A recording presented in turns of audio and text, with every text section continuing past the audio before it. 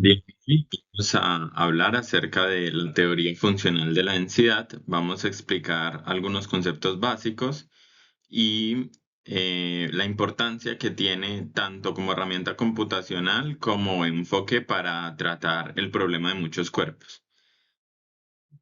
Bueno, entonces, para empezar, como introducción, hablemos acerca de la mecánica cuántica de muchos cuerpos.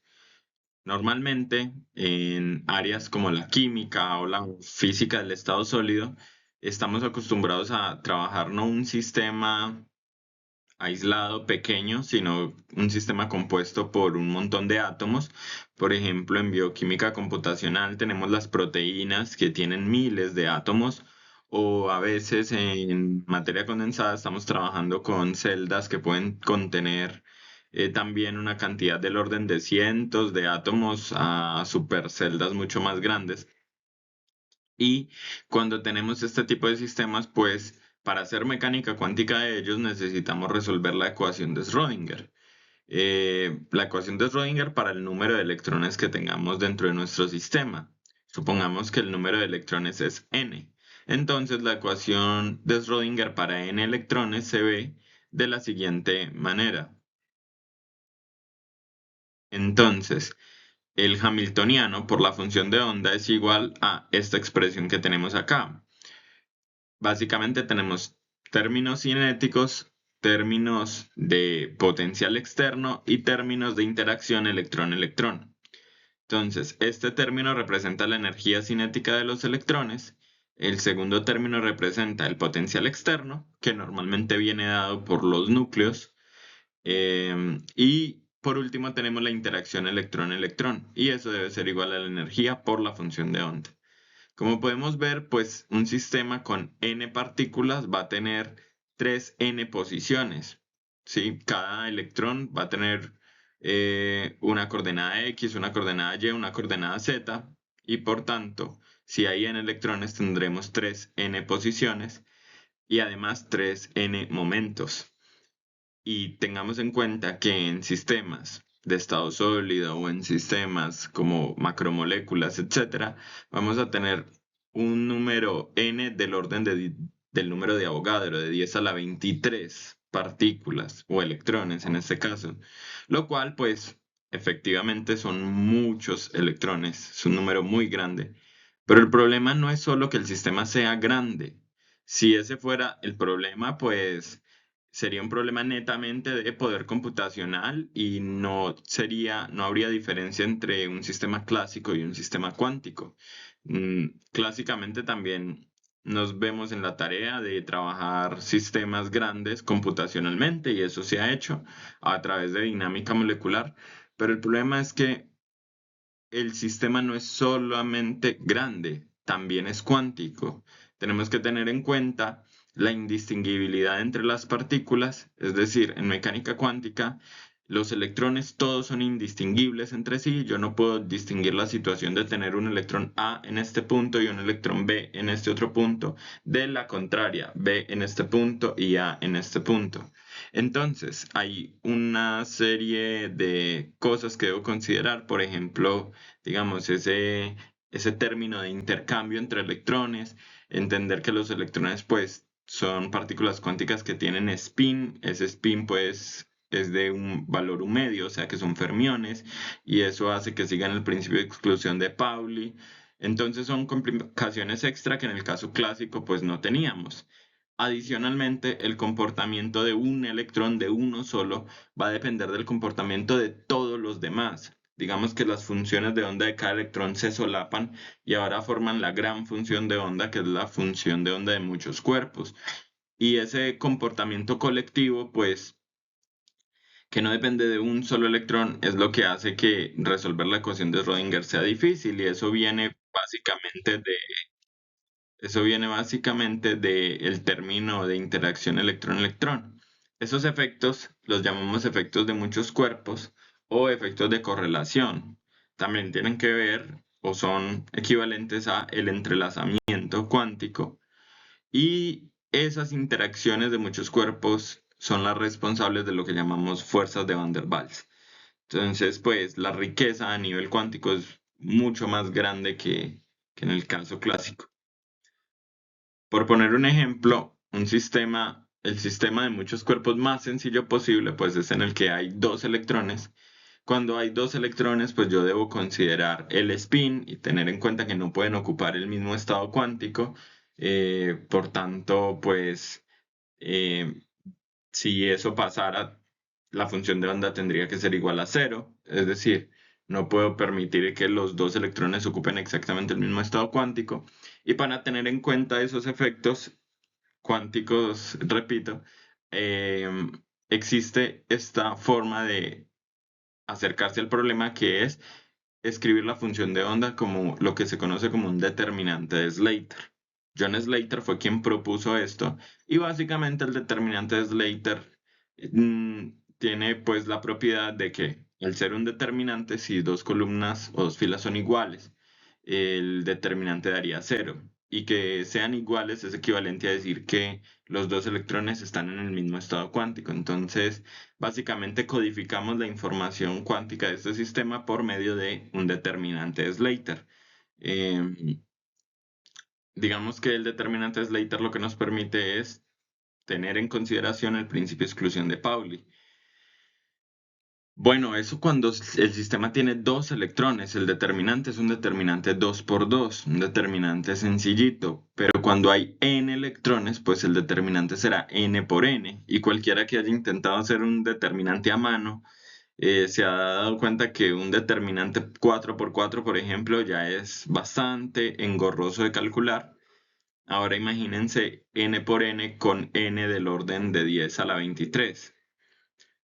Sin embargo, pues es más que todo un problema numérico. Podemos computar, podemos poner el computador a que haga este tipo de cálculos. Entonces es simplemente un cálculo muy largo, pero podría hacerse computacionalmente. ¿Cuál es el detalle? Que este enfoque del determinante de Slater solo es útil si se asume que los electrones no se ven entre sí, es decir, no interactúan entre sí. En otras palabras, un solo determinante de Slater es una buena aproximación solo cuando los electrones están débilmente correlacionados y obedecen una descripción independiente. Puedo escribir una función de onda para uno y una función de onda para otro y multiplicarlas. Pero cuando tengo interacción, es decir, no puedo ignorar que los electrones interactúan entre sí, la función de onda exacta va a requerir una superposición de múltiples determinantes, o incluso estructuras que son más complejas y no pueden describirse como determinantes. Entonces, cuando tenemos en consideración no solo el principio de exclusión de Pauli, sino que además los electrones interactúan entre sí, entonces no basta con un solo determinante de Slater y el problema se vuelve mucho más grande a nivel computacional. Pero no todo es malo y hay esperanza, y la esperanza es lo que se conoce como teoría funcional de la densidad. Esa es la luz al final del túnel. ¿Por qué? Porque como vimos, tener en cuenta un sistema grande y además de eso cuántico es muy complicado, porque la función de onda de muchos cuerpos pues va a depender de n partículas, es decir, 3n grados de libertad. Es una función de una cantidad de variables muy, muy grande. Pero Hohenberg y Kohn demostraron que un sistema de muchos electrones en su estado fundamental, es decir, su estado de mínima energía, la densidad electrónica determina de manera única el potencial externo y por tanto determina también el hamiltoniano del sistema y todas las propiedades físicas observables del estado fundamental. Esto ya es un gran avance. Lo que este teorema nos dice es que el- la densidad electrónica determina de manera única el potencial externo. El potencial externo, como decía antes, es el que viene dado por los núcleos, o bien sea porque pongo un campo eléctrico o un campo magnético externo, por ejemplo. Y podríamos pensar que ese potencial externo, pues, como viene literalmente, como dice su nombre, es externo, no es de los electrones del sistema, uno podría pensar que no tiene por qué estar determinado por la densidad electrónica. Es decir, yo podría tener un potencial externo em, que me da, digamos, para una determinada densidad, pero otro potencial externo diferente que da la misma densidad, para la misma densidad electrónica. Pero lo que Hockenberg y Kohn demostraron es que si conozco la densidad, entonces hay un único potencial externo para esa determinada densidad. Entonces, como determina de manera única el potencial externo, si yo conozco la densidad, puedo resolver el problema.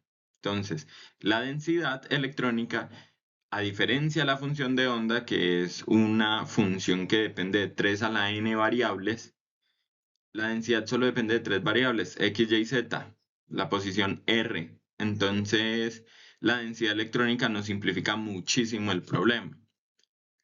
Claro, si uno ve esta expresión de acá, uno dice, bueno, pero para poder tener la densidad electrónica tengo que hacer esta integral sobre la función de onda al cuadrado, entonces tendría que conocer la función de onda y por tanto pues no hago nada, no soluciono el problema. Sí y no, ya vamos a ver cómo se soluciona esto, pero tengamos en cuenta que si por alguna razón, de una manera distinta, yo puedo determinar la densidad, pues ya resuelvo el problema, independientemente de que no conozca la función de onda. Entonces, acá es donde viene el segundo teorema de Hockenberg y Kohn, que nos dice que para cualquier densidad electrónica que sea físicamente admisible, es decir, que provenga de un estado cuántico normalizable con n electrones, el funcional de la energía del estado fundamental alcanza su valor mínimo cuando la densidad es la densidad verdadera del estado fundamental del sistema. ¿Qué quiere decir todo esto? Básicamente, que la densidad correcta va a minimizar la energía y va a corresponder a la energía del estado fundamental. Es decir, si yo por alguna razón, por algún método logro determinar la densidad, esa va a corresponder a cuando la energía es un mínimo. Y noten que esto ya nos permite tratar de encontrar la densidad correcta. Si yo tengo una densidad que propongo como la correcta, calculo la energía y luego la varío o la cambio un poco y calculo la energía y me da una energía mayor, quiere decir que no es la verdadera. Y de esa forma puedo ir variando mi densidad hasta que poco a poco la energía va bajando y sé que mi densidad verdadera va a corresponder al mínimo de energía. Es decir, puedo tratar de aplicar un método variacional, variando la densidad y ver si se alcanza el mínimo de energía. Entonces ya tenemos una esperanza. Realmente podemos proponer una densidad y sabemos que podemos irla variando hasta encontrar que corresponda al mínimo de la energía del estado fundamental.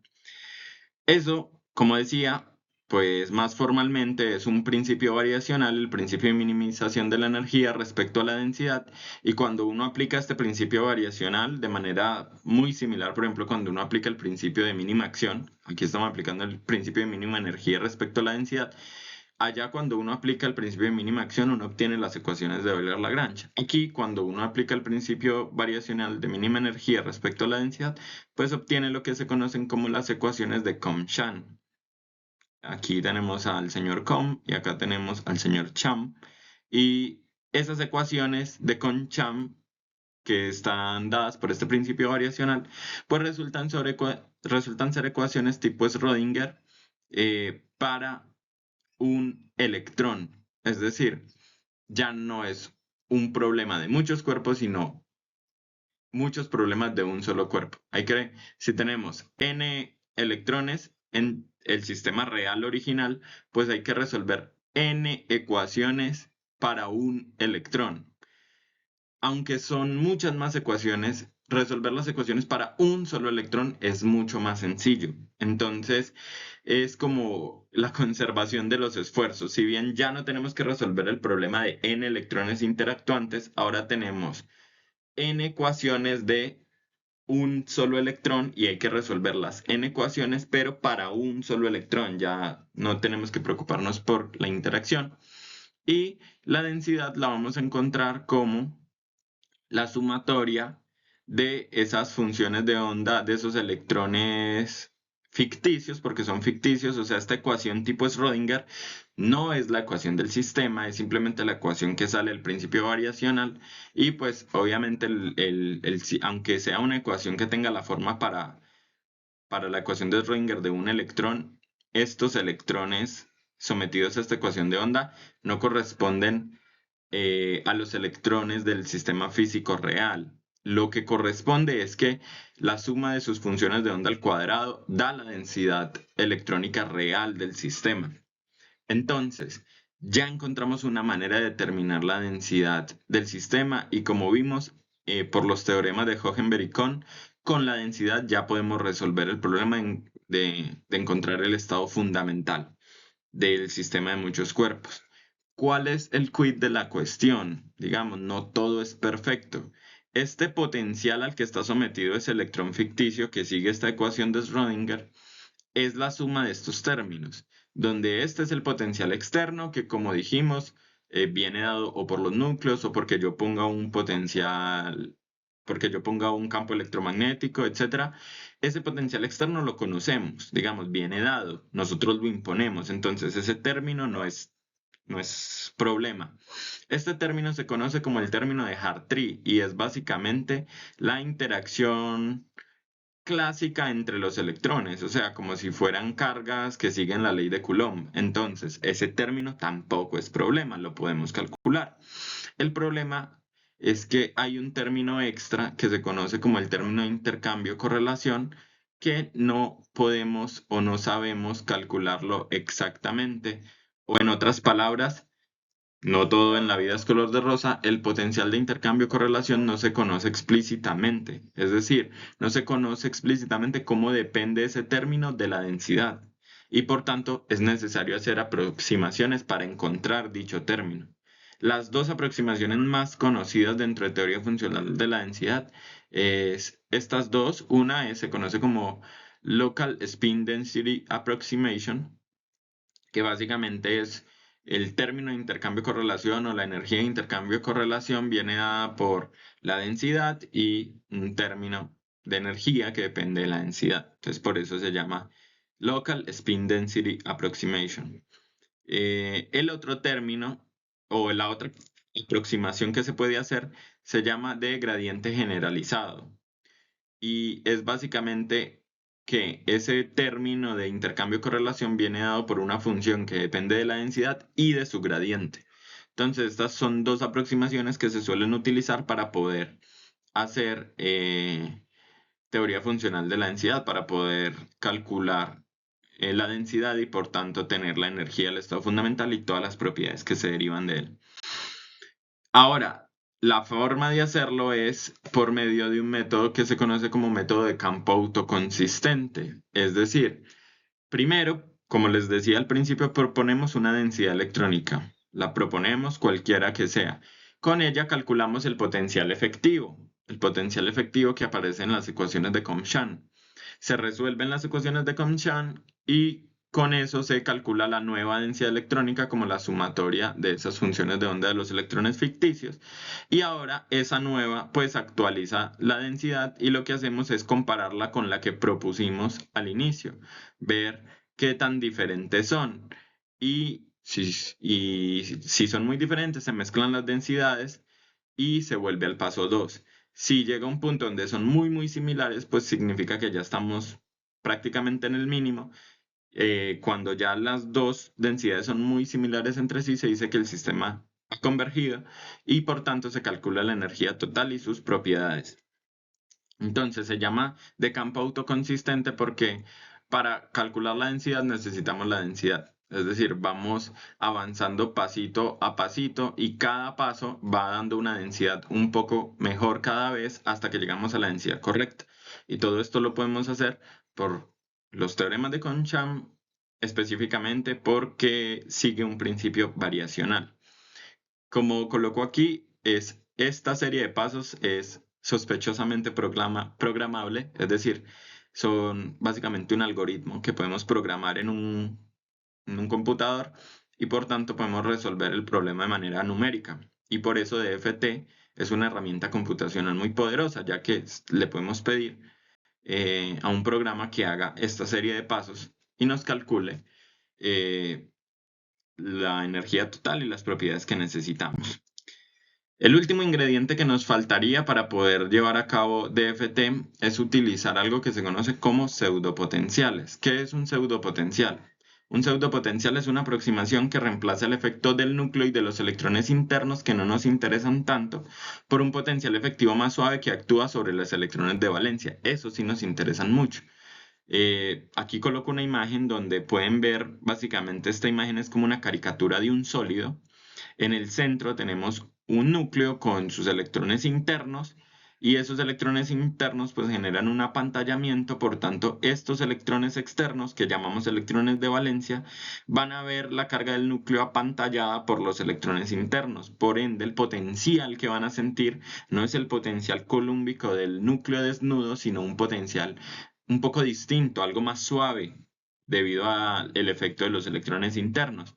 Ese potencial más suave que ven los electrones, pues para no tener que resolver el problema para todos los electrones, ya que no todos los electrones son igual de importantes, nos interesan más que todos los electrones de valencia. Entonces lo que hacemos es modelar estos sistema electrón, este sistema núcleo o protones, electrones internos como un pseudo potencial en el cual se mueven los electrones de valencia. Entonces, eso es lo que necesitamos como pseudopotencial, que es un potencial efectivo más suave que actúa sobre los electrones de valencia, que nos permite pues que el cálculo sea mucho más eficaz. Entonces, esos son los ingredientes básicos y los fundamentos básicos detrás de DFT.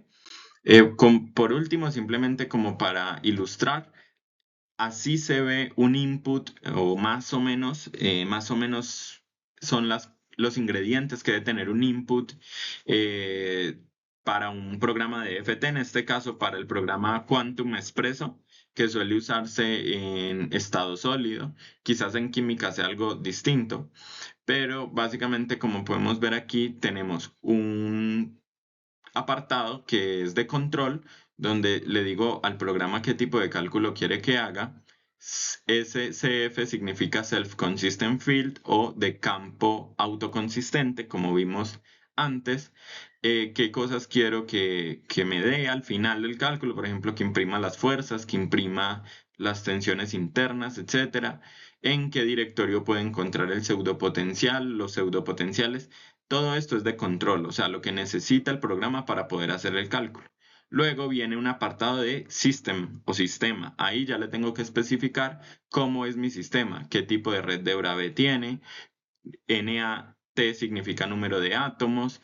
NTIP significa cuántos tipos de átomos diferentes tengo. Y esto es información acerca de las funciones de onda y del corte en la densidad, etcétera. Por otro lado, tenemos un apartado para electrones, qué convergencia quiero.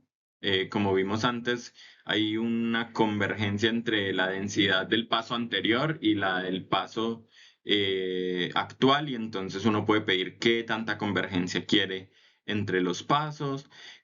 Aquí especificamos las especies atómicas que se van a usar y estos nombres que ven aquí para S, O, silicio, aluminio, calcio, todo este nombre de aquí es el nombre del pseudopotencial que mencionaba en la diapositiva anterior. K-points es básicamente cómo se va a mapear o a mallar, no sé, la zona de Brivant, es decir, cuántos puntos de la zona de Brivant se van a usar para hacer los cálculos. Al final los cálculos se hacen como integrales sobre el cuasimomento, entonces este detalle es importante. Luego tenemos los parámetros de celda, es decir, por ejemplo, en mi caso, como la red de Bravais que escogí es igual a 0, quiere decir 0 es en el programa es el código para una red de Bravais totalmente triclínica. Entonces yo tengo que dar los parámetros de la celda. Si fuera una celda cúbica, yo tendría que poner un número distinto acá. Hay una convención para que el programa sepa qué tipo de sistema está tratando. Y por último, las posiciones atómicas dentro de la celda. Entonces, así más o menos se ve un input de FT. Y eso es todo. Como digo, este es un video introductorio al tema de FT, pero que tiene básicamente todos los ingredientes básicos para entender y empezar a hacer los primeros cálculos. Obviamente no se explica en este video cómo hacer cálculos de FT. habría que utilizar un programa como puede ser Quantum Espresso, o en química utilizan programas como Gaussian, Orca, entre otros. Pero esta es básicamente la teoría mínima fundamental para entender qué se está haciendo cuando se hace un cálculo de DFT. Muchas gracias.